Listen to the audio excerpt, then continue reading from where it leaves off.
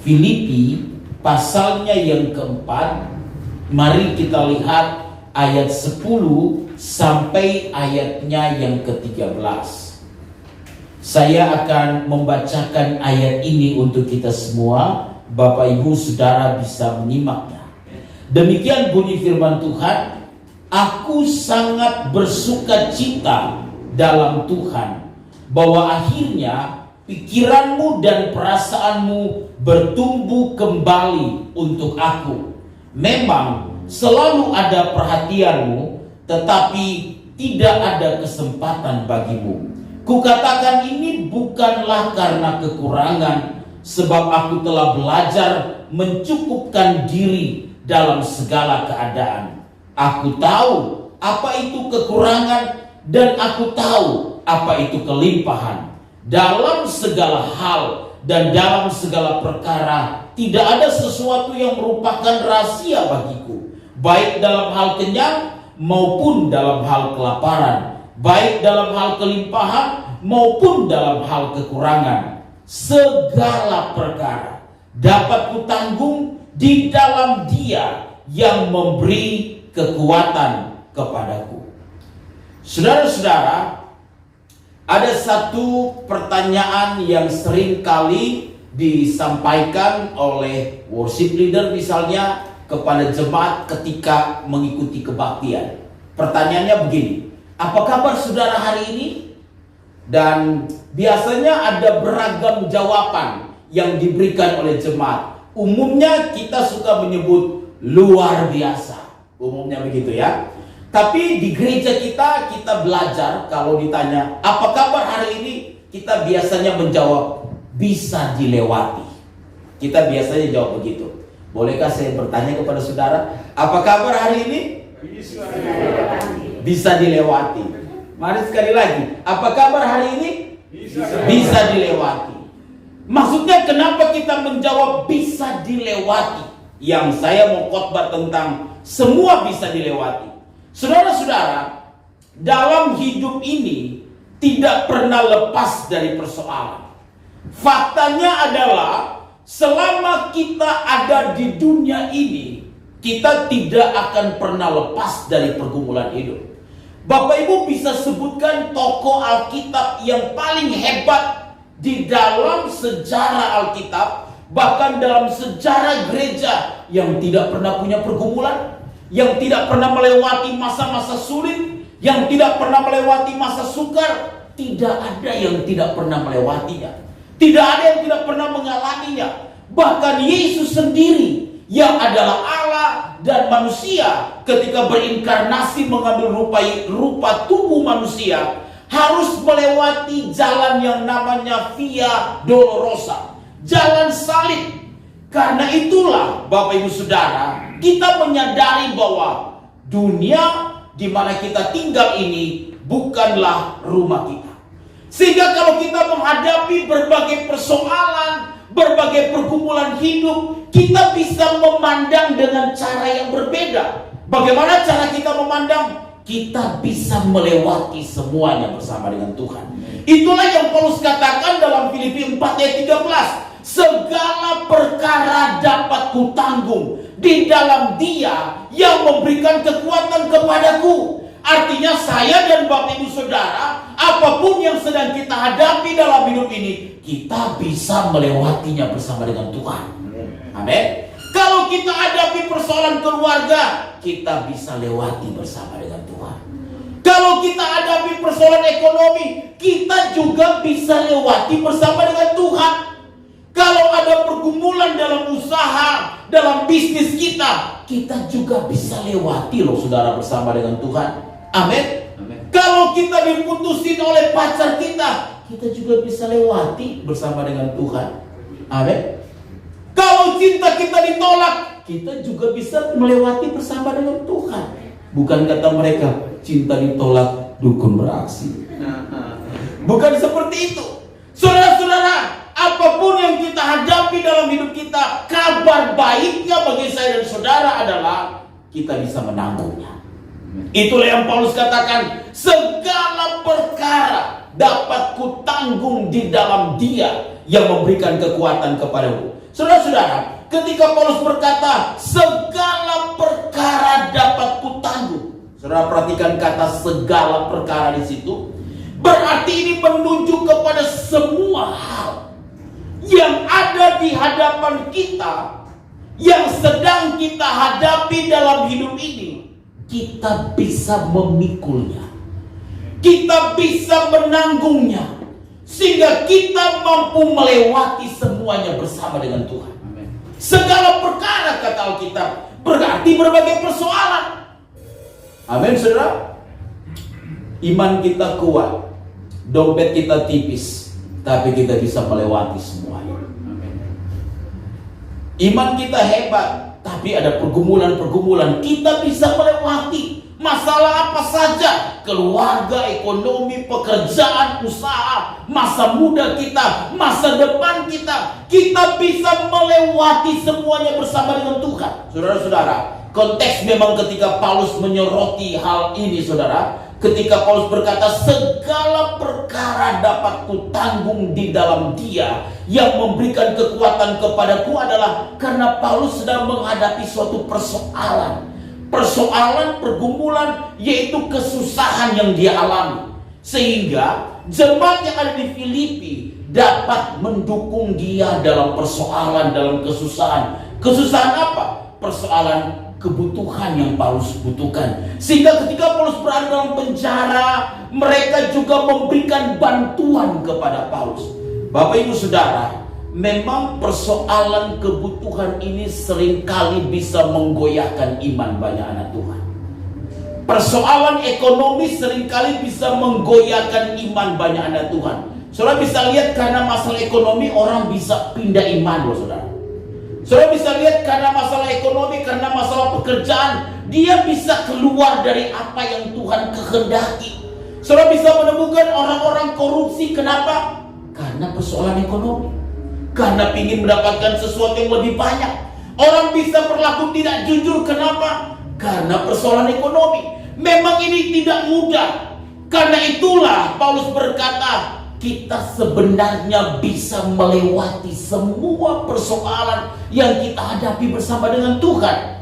Itu yang Paulus katakan, dia bisa menanggung segala perkara itu di dalam Tuhan. Pertanyaannya begini, kalau begitu, bagaimana segala perkara ini kita dapat tanggung di dalam Tuhan? Saudara lihat ya yang Paulus katakan dalam ayat 11. Paulus berkata begini, ku katakan ini bukanlah karena kekurangan, sebab aku telah belajar apa, saudara? Mencukupkan diri dalam segala apa? Keadaan. Saya pernah sampaikan ini kepada saudara. Paulus berkata, aku telah belajar mencukupkan diri dalam segala keadaan. Kenapa Paulus mampu berkata begini? Segala perkara itu dapat aku tanggung di dalam Dia yang memberikan kekuatan kepadaku. Karena Paulus berkata begini, aku tuh telah belajar mencukupkan diri dalam segala keadaan. Saudara-saudara, ini penting bagi kita. Belajarlah untuk mencukupkan diri dalam segala keadaan. Apapun yang Tuhan telah percayakan kepada kita, milikilah rasa cukup atas apa yang Tuhan percayakan. Apapun yang Tuhan berikan kepada kita, cukupkanlah diri dengan apa yang Tuhan telah berikan kepada kita. Kalau kita tidak belajar mencukupkan diri dengan apa yang sudah Tuhan berikan bagi saya dan saudara, kita bisa terjebak kepada hal-hal yang tidak berkenan kepada Tuhan, kepada hal-hal yang tidak memuliakan Tuhan.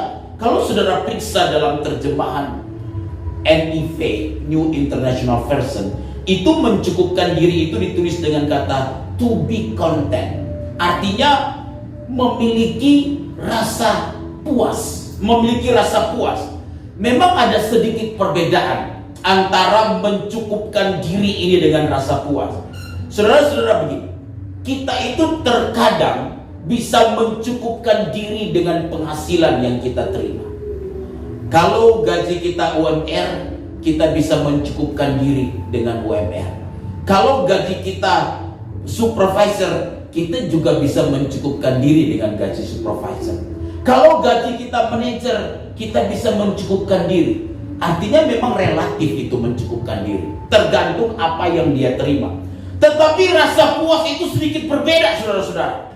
Mencukupkan diri bukan sekedar ya sudah terima saja apa yang ada, tetapi ada suatu rasa puas yang kita alami, yang kita miliki dalam hidup kita sekalian. Maksudnya bagaimana? Kalau kita memiliki rasa puas dengan segala sesuatu yang Tuhan sudah berikan di dalam kehidupan saya dan saudara, maka rasa puas kita ini akan menutup pintu dari godaan-godaan yang akhirnya kita bisa terjerumus dan terjebak kepada dosa. Saudara lihat ya, ketidakpuasan itu seringkali menggoda orang-orang untuk jatuh dalam dosa.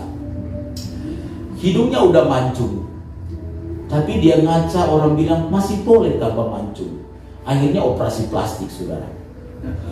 Padahal wajahnya sudah cantik, tetapi karena dia tidak puas dengan apa yang sudah Tuhan berikan bagi dia, wah, semuanya dirobak. Kalau begitu tidak perlukah merawat diri? Itu beda, saudara, dikasih oleh Tuhan. Itu beda. Rasa puas itu bukan berarti kemudian kita bersikap apatis, kita bersikap pasrah, kita bersikap tidak mau berjuang. Tidak juga begitu. Tetapi rasa puas yang ada dalam diri saya dan saudara itu mampu untuk membuat kita bersyukur dengan keadaan apapun yang sedang ada dalam hidup saya dan saudara. Kalau saat ini memang Tuhan mempercayakan kita, maka apapun yang Tuhan percayakan pada kita, kita bersyukur saja dengan apa yang Tuhan percayakan. Tapi bukan berarti kemudian kita memiliki rasa puas. Oh, kita puas saja dengan segala keadaan, cukup dengan segala keadaan, lalu kita pasrah dan tidak mau berjuang. Ya, kita cukuplah menjadi apa ya? Ya, dari dulu kita penerima jemaat, sampai Tuhan datang kita penerima jemaat saja. Misalnya, kalau itu konteks pelayanan, mungkin ada talenta, ada karunia yang Tuhan beri bagi kita. Wah, dari dulu saya pokoknya sudah OB, office boy. Pokoknya dengan office boy saya sudah senang. Saya sudah senang, yang penting sudah disapa, sudah dishalom. Tidak berarti kemudian tidak mau berjuang, kita tidak mau berusaha, kita tidak mau menunjukkan prestasi dengan apa yang Tuhan telah percayakan dalam hidup saya dan saudara. Tetapi hindari rasa tidak puas yang bisa membuka pintu bagi saya dan saudara untuk terjebak kepada hal-hal yang tidak berkenan kepada Tuhan. Amin, saudara. Dia udah punya pacar satu, dia buka cabang di mana-mana. Bisa jadi. Emang perusahaan bisa buka cabang di mana-mana? Kan tidak begitu, saudara-saudara. Puas berarti kita tidak iri kepada orang lain. Semua yang ada di sekitar kita, saudara-saudara, pasti ada yang lebih baik dari kita. Benar, saudara? Pasti ada yang lebih baik. Apakah dia lebih cantik? Apakah dia lebih ganteng? Dia lebih tinggi? Tapi kita menerima keadaan kita dengan rasa syukur di hadapan Tuhan, sehingga kita tidak terjebak kepada iri hati. Saudara-saudara, kalau kita memiliki rasa puas dengan apa yang Tuhan percayakan kepada kita, kita tidak perlu iri dengan orang lain. Amin, saudara. Kita tidak perlu cemburu dengan orang lain. Kita tidak perlu iri kepada mereka yang mungkin lebih baik dibandingkan dengan kita, yang mungkin memiliki kelebihan dibandingkan dengan saya dan saudara. Puas berarti kita tidak bersungut-sungut. Tidak bersungut-sungut, tidak marah, tidak kecewa kepada Tuhan, kepada keadaan, karena situasi yang sedang kita alami dalam hidup saya dan saudara. Kita harus percaya bahwa Tuhan selalu memberikan yang terbaik dalam hidup saya dan saudara. Amin. Memang tidak semua yang kita dapatkan dan yang kita alami dalam hidup ini sesuai dengan harapan kita. Kadang-kala tidak semua.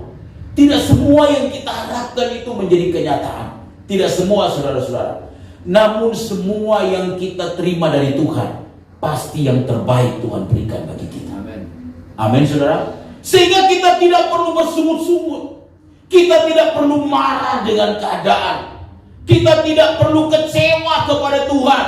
kecewa dengan orang, kecewa dengan pimpinan, kecewa dengan rekan sejawat kita. Kita tidak perlu kecewa dengan suami, kecewa dengan istri, kecewa dengan tetangga, kecewa dengan teman-teman berada di gereja dan lain sebagainya. Saudara-saudara, kita percaya Allah tetap turut bekerja dalam segala perkara untuk mendatangkan kebaikan bagi kita yang mengasihi Tuhan. Ketika kita memiliki rasa puas dalam hidup saya dan saudara, di dalam segala keadaan yang Tuhan berikan bagi saya dan saudara, maka itu berarti kita tetap akan bisa bersuka cita dalam iman kita kepada Tuhan. Yang kita pandang itu Tuhan dalam hidup ini, saudara. Kita tidak melihat keadaan, kita tidak melihat manusia. Yang kita pandang itu Tuhan dalam hidup kita. Kalau kita lihat keadaan, kalau kita lihat manusia, kita bisa kecewa dalam hidup ini. Kita bisa terjebak kepada sakit hati yang kita bawa terus-menerus. Tapi mari kita pandang Yesus dalam hidup kita. Amin, saudara. Kita hanya melihat Yesus saja dalam hidup saya dan saudara. Saudara, ketika Paulus berkata begini dalam ayat 12, aku tahu apa itu kekurangan dan aku tahu apa itu kelimpahan.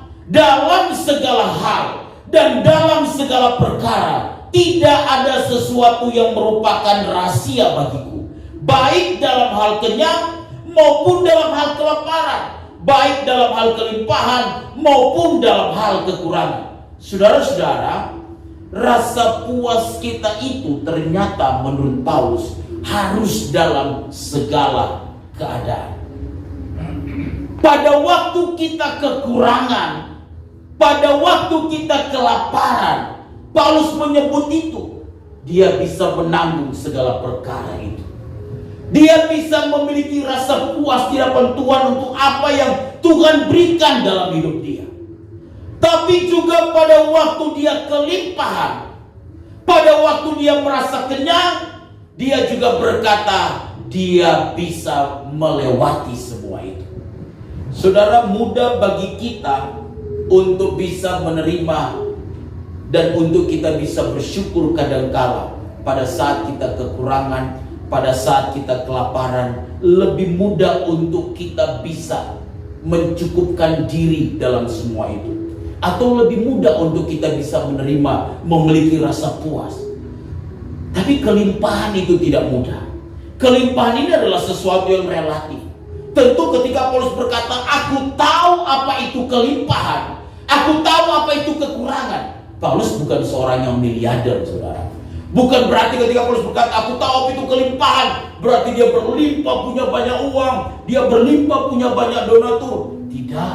Yang mendukung dia dalam pelayanan, tidak juga, saudara-saudara. Karena bagi Paulus, termasuk bagi saya, orang-orang yang rohani, yang mengerti bahwa kita tidak punya tempat yang kekal di dunia ini, tapi tempat yang kekal kita di langit baru dan bumi yang baru nanti, yang Tuhan percayakan bagi saya dan saudara. Kalau kita punya uang yang berlebihan sedikit saja, bagi kita itu sudah kelimpahan. Bagi kita itu sudah kelimpahan. Amin, saudara. Kita tidak harus merasa harus punya uang tabungan banyak di bank baru kita berkata, hari ini saya kelimpahan. Tidak juga. Paulus mengatakan, aku tahu apa itu kelimpahan, aku tahu apa itu kekurangan, aku tahu apa itu kelaparan, aku tahu apa itu kenyang. Bukan berarti kemudian ketika Paulus berkata, aku tahu apa itu kelimpahan, dalam segala hal, baik dalam kelimpahan, dalam kekurangan, dia melewati semuanya. Bukan berarti Paulus adalah orang yang punya uang yang banyak. Karena itu begini, saudara, kalau kita memiliki rasa puas dengan keadaan, kita selalu merasa berlimpah. Amin, saudara. Hanya orang yang merasa berlimpah, dia bisa menolong orang lain, saudara. Bukan karena dia punya sesuatu yang banyak yang dia miliki, yang ada di dompet, yang ada di rekening, atau yang ada di rumah. Bukan. Tapi karena dia tahu bahwa apapun yang sudah Tuhan berikan bagi dia, segala sesuatu dia rasa puas, dia cukupkan semua itu dalam segala keadaan. Itu yang harus saya dan saudara miliki dalam kehidupan kita sekalian. Jadi kelimpahan bukan berarti dalam pemahaman wah kita punya uang yang banyak. Karena saya pikir Paulus bukan punya uang yang banyak. Ketika dia berkata aku tahu apa itu kelimpahan, saya pikir dia bukan seorang miliarder. Saya pikir dia betul-betul hidup dari pelayanan yang mulia yang Tuhan percayakan bagi dia, yang dia belajar mencukupkan semuanya di dalam segala keadaan. Tetapi ketika dia berkata aku tahu apa itu kelimpahan, dia sedang mau memberitahu kepada saya dan saudara begini, memiliki sesuatu yang lebih saja bagi kita orang-orang yang rohani itu sudah kelimpahan. Amin saudara. Sehingga kita tidak boleh bersukut-sukut, tidak boleh kemudian kecewa, tidak boleh marah dengan segala sesuatu. Kenapa Tuhan? Kenapa Tuhan? Kenapa Tuhan? Ada banyak pertanyaan mengapa, ada banyak pertanyaan kenapa yang kita tidak bisa temukan jawaban. Kecuali kita mampu berkata, Tuhan terima kasih untuk semuanya. Aku bersyukur, aku mencukupkan diri semuanya. Aku rasa puas dengan keadaan yang ada, yang Tuhan telah percayakan bagiku. Amin saudara. Itu yang membuat kita bisa melewati berbagai keadaan, berbagai situasi yang ada di dalam kehidupan saya dan saudara. Saudara, kita perlu ingat ketika Paulus berkata segala perkara dapat kutanggung di dalam Dia yang memberikan aku kekuatan. Saudara-saudara, kita itu adalah anaknya Tuhan. Amin saudara. Ketika kita berada di dalam Tuhan, maka kita itu adalah anak. Kita memanggil Dia ya Aba, ya Bapa. Sehingga bagi saya dan saudara yang telah berada di dalam Tuhan, maka ini persoalan status kita sebagai anak Tuhan. Status kita sebagai anak Tuhan yang kita percaya Tuhan pasti akan menjaga dan melindungi kita. Amin. Tuhan pasti akan memelihara hidup saya dan saudara. Saudara, kadang-kala kita khawatir akan hari esok. Kita khawatir akan masa depan kita. Mengapa saudara? Karena kita terlalu jauh melihat ke depan untuk segala peristiwa yang mengkhawatirkan itu, dan kita lupa ada Tuhan yang menyertai kita hari ini, dan pasti menyertai kita besok, dan pasti menyertai kita selama-lamanya. Karena itulah kemudian Tuhan pernah berkata, kesusahan sehari cukuplah untuk sehari. Kita tidak perlu menyusahkan diri kita dengan hal-hal yang ada di hadapan kita. Kita percaya kalau kita bertanggung jawab dengan apa yang telah Tuhan percayakan dalam hidup saya dan saudara, kita kerjakan itu dengan penuh tanggung jawab, maka Allah memelihara hidup saya dan saudara. Maka Allah pasti mencukupkan semua apa yang kita perlukan. Amin saudara. Ketika Paulus berkata segala perkara dapat kutanggung di dalam Dia yang memberikan kekuatan kepadaku, ini bicara tentang penyerahan hidup Paulus kepada Tuhan. Saudara-saudara, mengapa kita perlu belajar berserah kepada Tuhan? Karena penyerahan diri kita kepada Tuhan akan memberikan kita kekuatan untuk kita bisa menanggung semua perkara itu.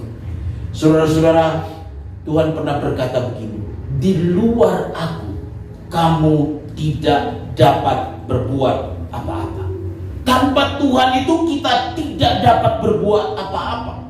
Tanpa Tuhan itu kita tidak ada artinya. Tetapi di dalam Tuhan yang memberikan kita kekuatan, kita melewati semuanya bersama dengan Tuhan. Jadi ketika kita berkata, Paulus berkata segala perkara dapat kutanggung di dalam Dia, berarti itu adalah sebuah penyerahan hidup kita kepada Tuhan secara total. Izinkan Tuhan yang ambil alih semua yang kita hadapi dalam hidup ini.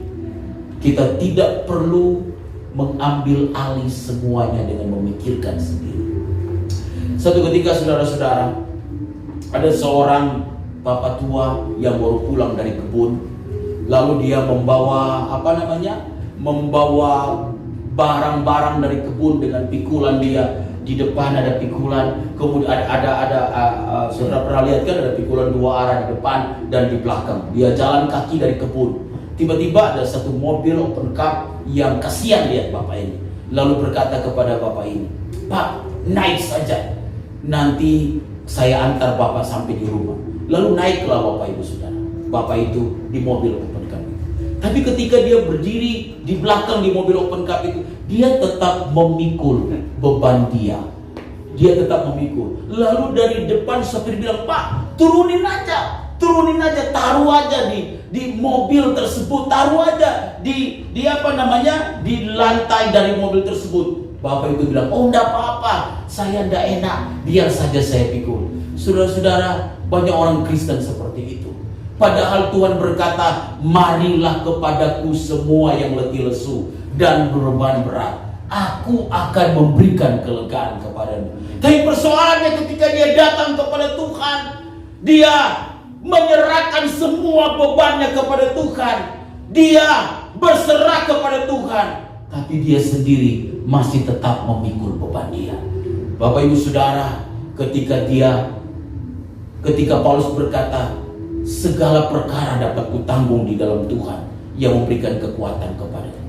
Bukan saja dia menyerahkan semuanya kepada Tuhan, tapi dia mempercayai bahwa Tuhan mampu menolong dia melewati semua perkara yang